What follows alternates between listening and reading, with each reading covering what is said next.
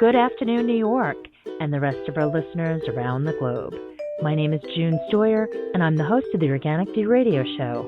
Our podcast is available on iTunes, Zune, and you can also visit our website at www.theorganicview.com. If you'd like to be on the show or would like to find out about sponsorship opportunities, please contact us at questions@theorganicview.com.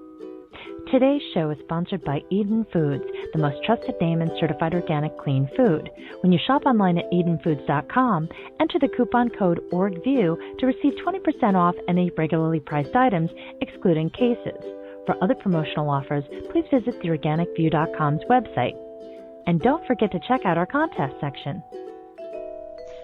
On today's show, Tom and I are going to continue the discussion about the lawsuit filed against EPA by Center for Food Safety and how it is now being left up to the individual states to take further action. Also, we have some surprising news to discuss concerning GMOs in Colorado. First, I'd like to welcome to the show my co-host, Colorado Beekeeper, Mr. Tom Theobald. Hello, Tom. Hello, Joan. It's a cool morning in Colorado, and we're bracing for our first blast of Arctic air, below zero weather. Welcome to winter. In any event, I hate winter. In any event, always nice to know what's happening in your neck of the woods. Maybe you'll have Al Roper's job one day. Well, this has some practical implications because we're seeing a lot of colonies of bees going into the winter underpopulated, and that makes them much less resilient when the temperature drops. The cold just penetrates right through the cluster. So the concern is that this severe cold is going to take out many of the struggling colonies and add considerably to the winter losses. Yeah, it's always tough, especially this time of the year, and just dreading what the spring is going to bring forth is something that I'm sure gives you knots in your stomach. I know a lot of folks have been writing about their concerns, whether or not their bees will survive the winter. Thanks for sharing that. This lawsuit that the Center for Food Safety filed against EPA is something that needs to be talked about so much more. We've had Amy Van Son on to talk about the lawsuit when it was filed, and then again she came back on to talk about the decision, and now it's kind of taken a new direction in which it's very clear that it's going to be left up to the individual states to take further action. Now, you and I have talked about this before, Tom, in regards to these MP3 programs, which are the managed pesticide programs. And I personally think that it's not such a bad idea, but you have a very different view. Well, I do from practical experience. And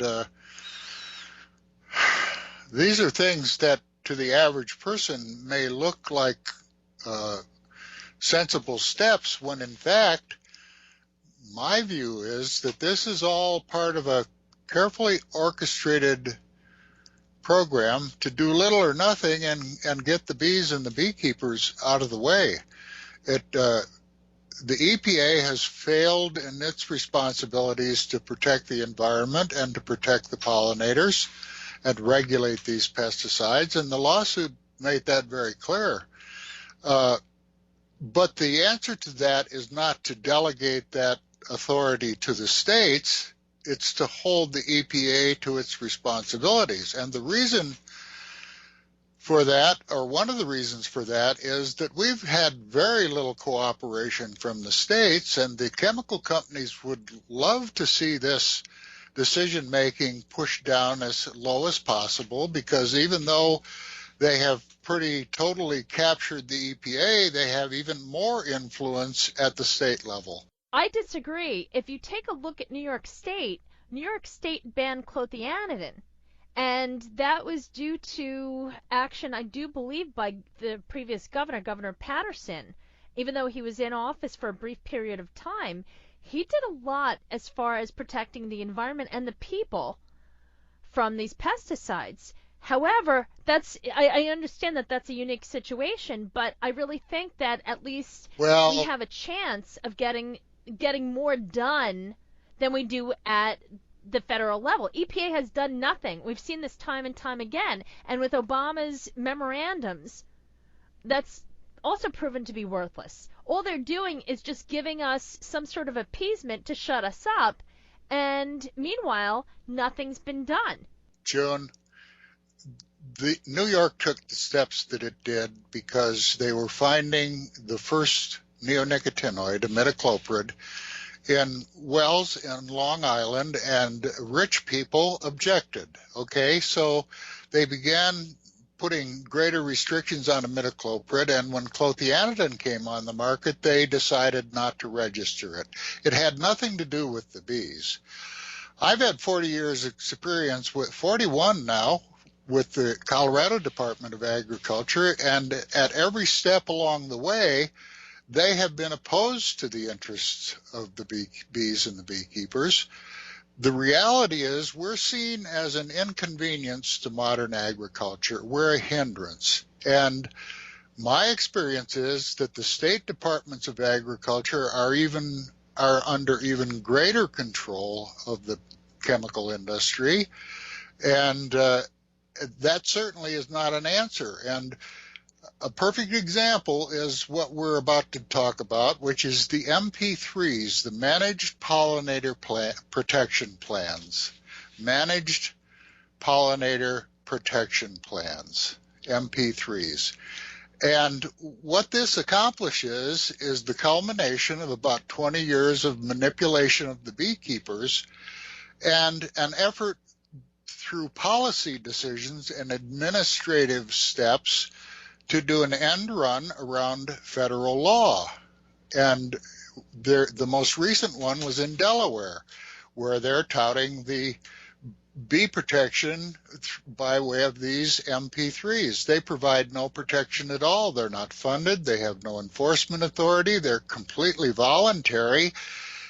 And I fail to see how they offer any protection to the bees whatsoever. I just think that at the state level, you have a number of groups in different states. We had Michelle Colopy from the Pollinator Stewardship Council that was on a couple of weeks ago to talk about efforts in Ohio. And Tom, I'm not saying it's going to be easy by any means, but I think that we have a possibility of achieving more at the state level than we do at the federal level. EPA has proven to be basically nothing more than a marketing arm for industry. That's very clear. However, at least we have a chance at the state level. I don't think we have any chance, June. My 40 years of experience tells me that for the most part, the departments of agriculture across the country are under even closer influence by the chemical companies. I'm talking from experience. I'm not denying that there are some states and some people in some states who are trying to have an effect, but let's look at the reality. These neonicotinoids are the most widely used pesticides in the world, and I have before me the article that appeared on the Delaware implementation of these MP3 plans, and there's not one single mention of the neonicotinoids. Here's what the article has to say.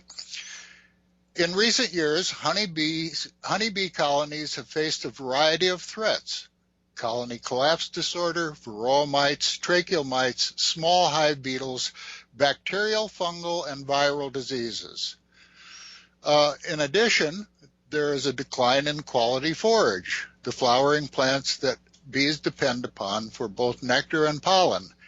The major player here, for anyone who's paying attention, are these pesticides. There are certainly other factors, but these neonicotinoid pesticides are the major cause of the losses that we're seeing, and it gets no mention. And it gets no mention because these reporters are given a canned support of the MP3 program, and somewhat naively they massage it a little bit and make an article out of it. But these MP3s are going to do nothing to protect bees. We're in serious trouble out here. We're seeing what, for the lower level life forms is likely the most massive poisoning in the history of the earth.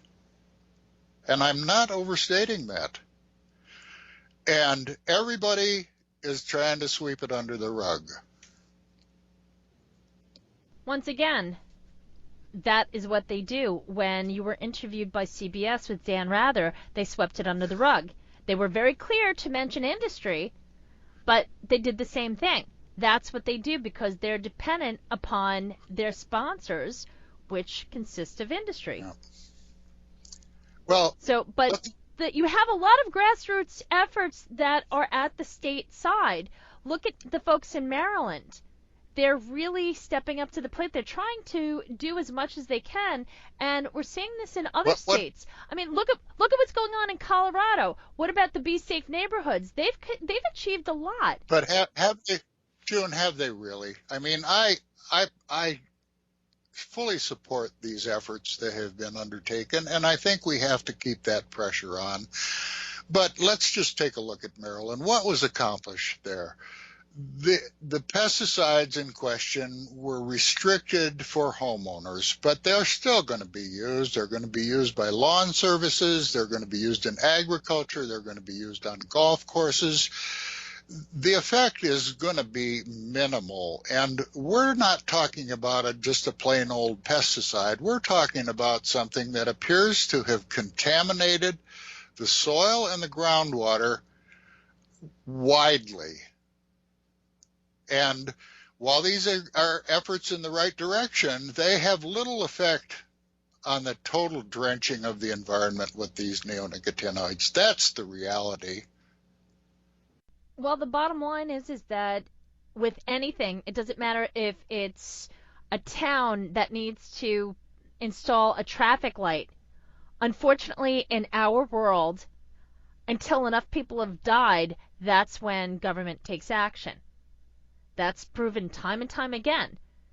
And look at DDT. How many years was DDT used on the market? It was ubiquitous. They put it everywhere. And how long did it take to ban DDT, Tom? Well, it took a lot shorter than what we've been dealing with here, June. When you look at the number of years, DDT appeared late in the Second World War. And it was banned, I think, in 1972. And we've been combating these neonicotinoids now for 20 years. So we're making no progress that I can see. Let's go on to a little better news, though, and that would be the decision made by the county commissioners here in Boulder County, my home county, regarding the disposition of genetically modified crops on citizen-owned land. Boulder County is a little bit unique in that it was a leader early on of the purchase of open space land with citizen money, tax money, and as a result, we're the owners of about 17,000 acres of agricultural land. And the citizens have objected to that land being subjected to the genetically modified crops. And that's gone through a series of hearings and discussions, and the most recent one was last year and went on for hours, into the wee hours of the night. And the commissioners also had a limited number of face-to-face sessions with individuals. I took one of those and talked with them for 20 minutes.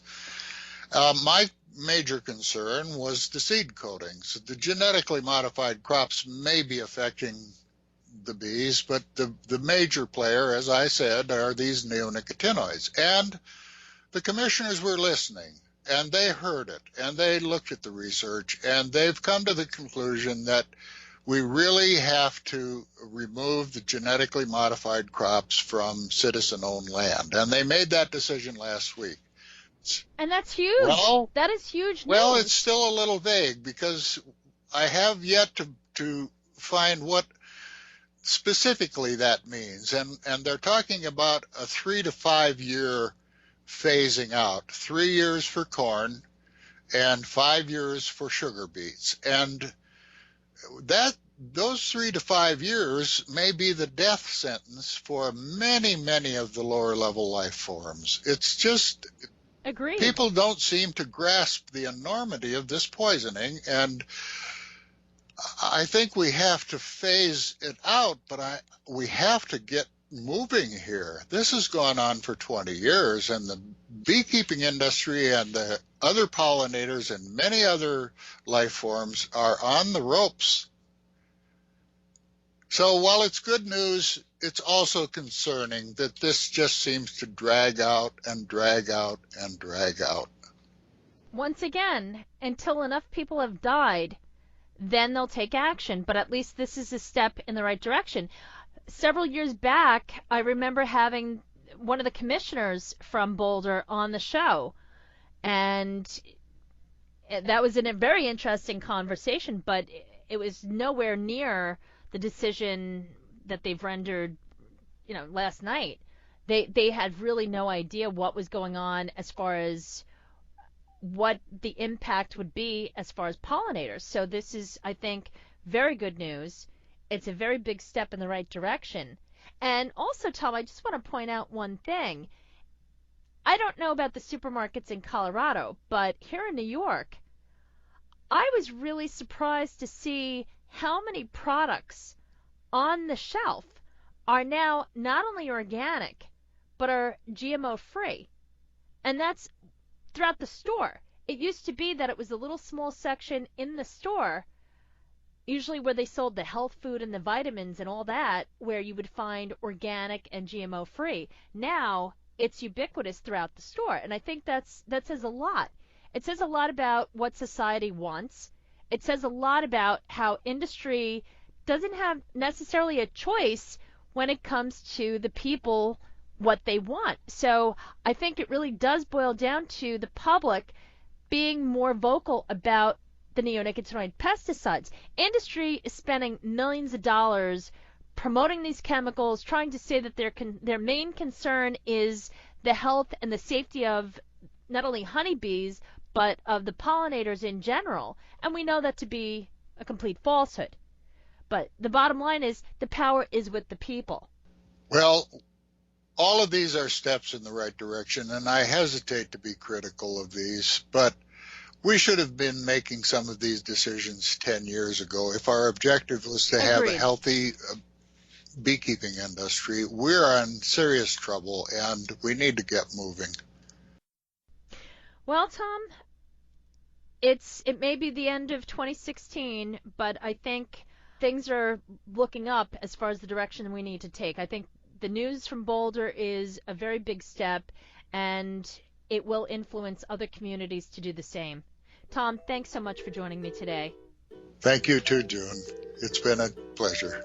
And folks, tune in each week as Tom and I continue the discussion. Thank you for tuning in. This has been June Stoyer with the Organic View Radio Show. Have a great afternoon.